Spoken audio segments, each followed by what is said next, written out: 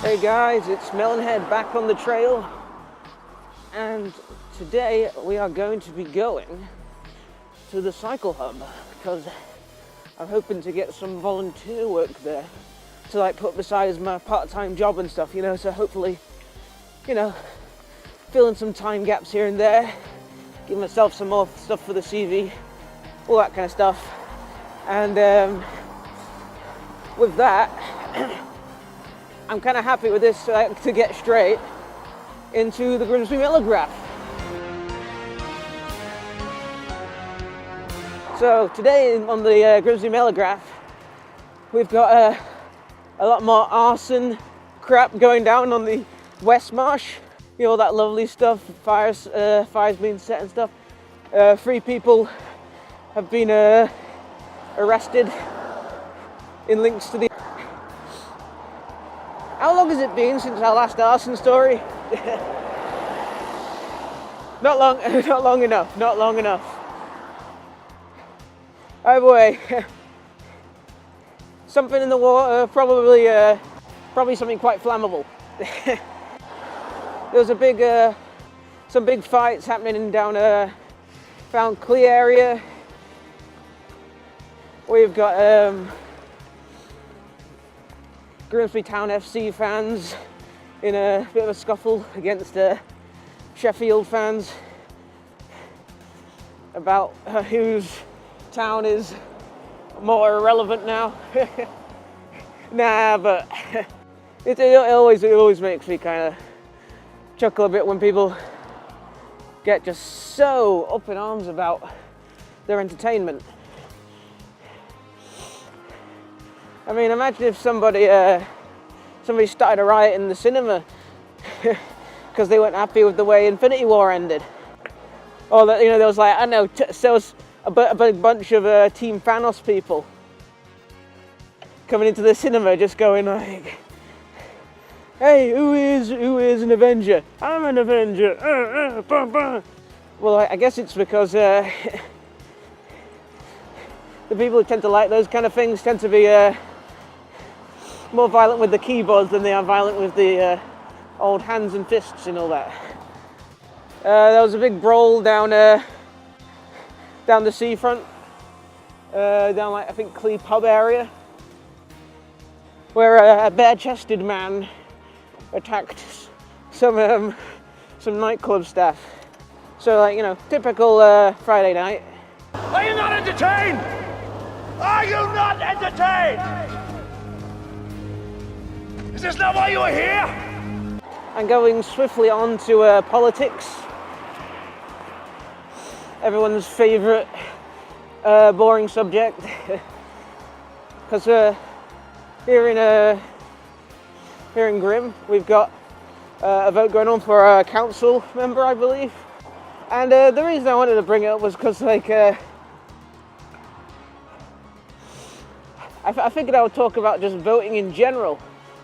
So this is kind of still part of Grimsby Telegraph, also kind of part of side discussion, because upon looking down my Facebook feed today, I noticed that 3 years ago to this day, we were in the run-up for the general election.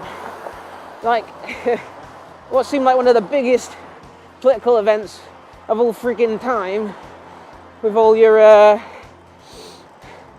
Nigel Farages, your Ed Miliband and David Cameron and all that, and it was just not letting up. That was probably one of the most intense things I'd seen in a while, where you had all your an absolute huge amount of right-wing votes coming in and voting in UKIP this time, or saying that they were going to vote UKIP and then not voting at all. And I think that was kind of like one of the biggest kind of debates in the whole thing was about immigration around that time.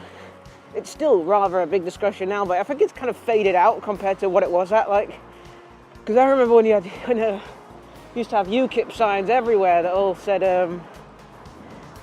that the UK is like It's got like an open door to anyone wanting to come in. And all this stuff, you know, it got pretty heated in some debates, and some really funny little tidbits in their manifesto, which made it so much fun to read. I mean, I seem to remember they were trying to push the exemption of classic car tax down.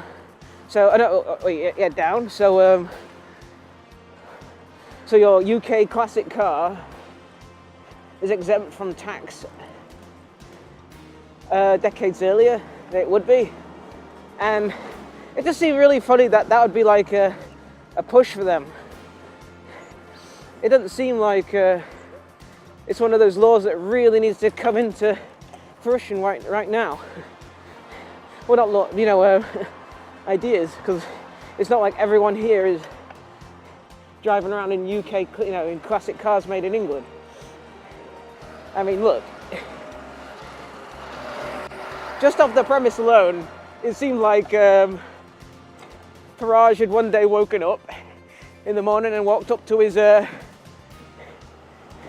lovely classic car and just been like, oh, it's a shame I've got to pay tax on that. It's only like about, I don't know, 5 years off. How about I change that to make it so it's cheaper for me? I don't know what goes through his mind. But yeah, the point I wanted to drive through was the reasons you should not vote. You should not vote if you are on the list of people that shouldn't vote, or it's illegal to vote. You know, so, because you're just wasting your journey, because you'll just get there and you just can't vote anyway, so you shouldn't vote. You shouldn't vote if you're dead. That's a good one. That's a really good one. Because I feel like dead people just don't have a good say on what should affect their living. I don't know. It's up to you guys, but it might be lifist for me to say, but no. I think I'm quite proudly a lifist person. I don't think people with lives should get the same rights as those that have no lives. What say you? What? I think that you shouldn't vote if you're not of the third, second or first dimension, because at that point you're practically in the plane of time rather than the three dimensions, the places of being. And what you do is rather unfair to vote in a dimension that doesn't apply to you. Why else shouldn't you vote? If you're an illegal alien from what was that planet called? Is it Sigma? Yeah, don't vote if you're from there, because I don't think you can even get your ballot paper sent over there. I mean, you can challenge that if you want, but I'm pretty sure it's impossible. And that's your list of reasons not to vote. If any of those apply to you, just don't vote, because it's not going to help anything. Here's a good amount of reasons. Also, I know it was a bit of a jokey in that, and like, you know, my reasons not to vote are a bit silly. But here's kind of my my what to do if I don't know what to vote. So, let's say you're a rambunctious Robert who looks over at those MPs and just goes, I don't believe any of them. They're all crooks and that. They're all the same, every year the same. And you can just say, and I'm going to say to you, you're not wrong. But at the same time, you're not doing anything by not voting. You're not taking a stand. Because you see, when you're not voting, you'll just be put onto a list of the same people who just couldn't be asked. And that's very different from what you're trying to mean by standing up against it. So what some people do when they don't believe in any of the MPs on the vote, they deface the ballot paper. So put a big scribble on it, don't vote anything, because they get put onto a separate lot. So by defacing it, your vote is an intention. It actually has more meaning to it than if you vote with nothing. I mean, in all honesty, I think everyone should really look into at least the lesser of two evils, if they are. You know, still on the fence about things. It's better to look into it, because the last thing we want is what's happened in recent years, when there's been more people not voting who are legally registered to vote than there have been registered votes on certain parties. Like, they say that if Did Not Vote was a party in itself, they would have won the election just by the amount of votes per place in the UK. Anyway, I think that is pretty much all from the Grimsby Telegraph. I mean, most of it wasn't from the Grimsby Telegraph, but yeah, what say you? Yeah, I am kind of annoyed at, though. I think everybody's annoyed at this idea in general, but the two-party system, like, they've made fun of it on stuff like The Simpsons, because like they have a very similar problem in America, where when you vote a third party, you're practically wasting your vote. But at least I know for a fact that in America, idiot, what are you doing?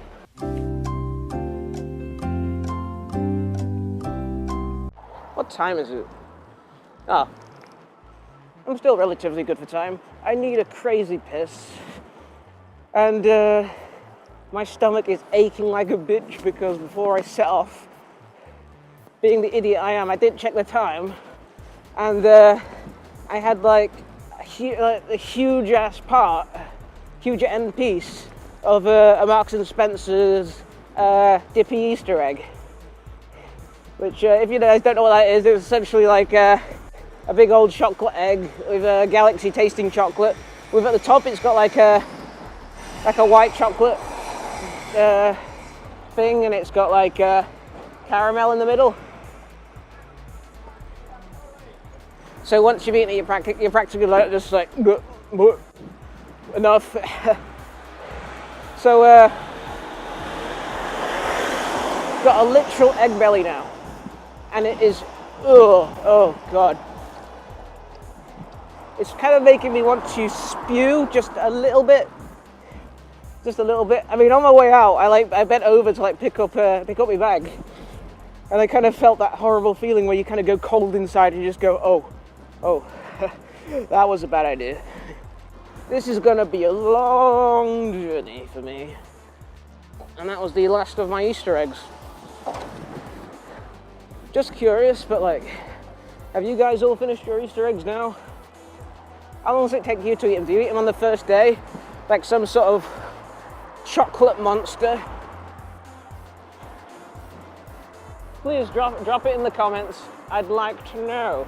I hope when I get there they don't mind me just, saying, excuse me, could I just puke in your toilet for 5 minutes? Thank you. This time, 3 years ago, the picture that got me talking about politics so much today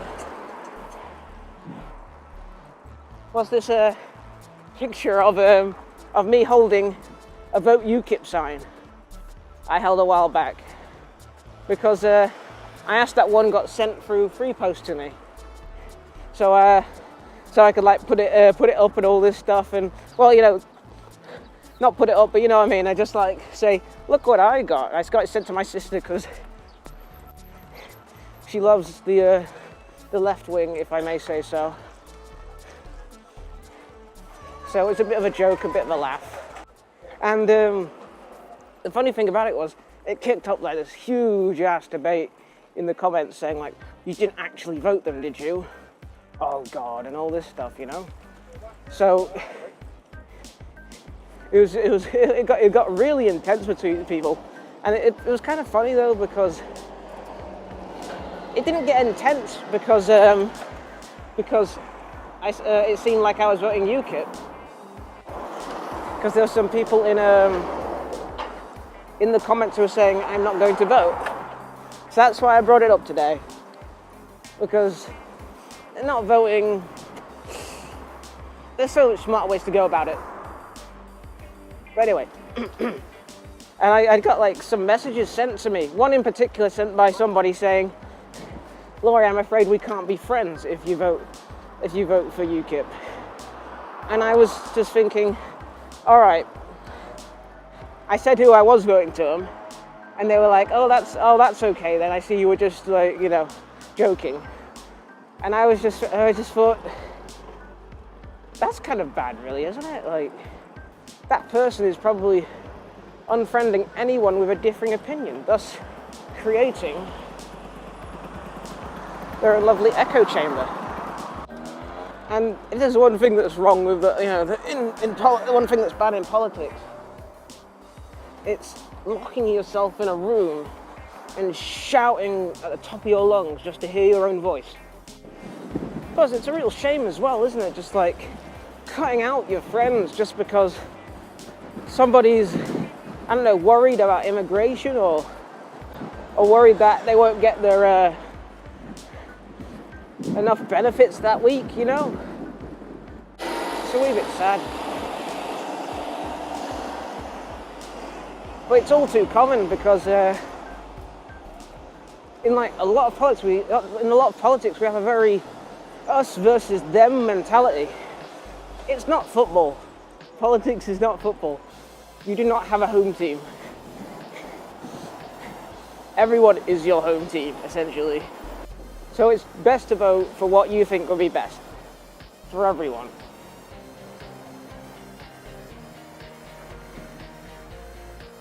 Anyway, on that note, I'm heading off. Real nice and quicky like. All love to you. Bye.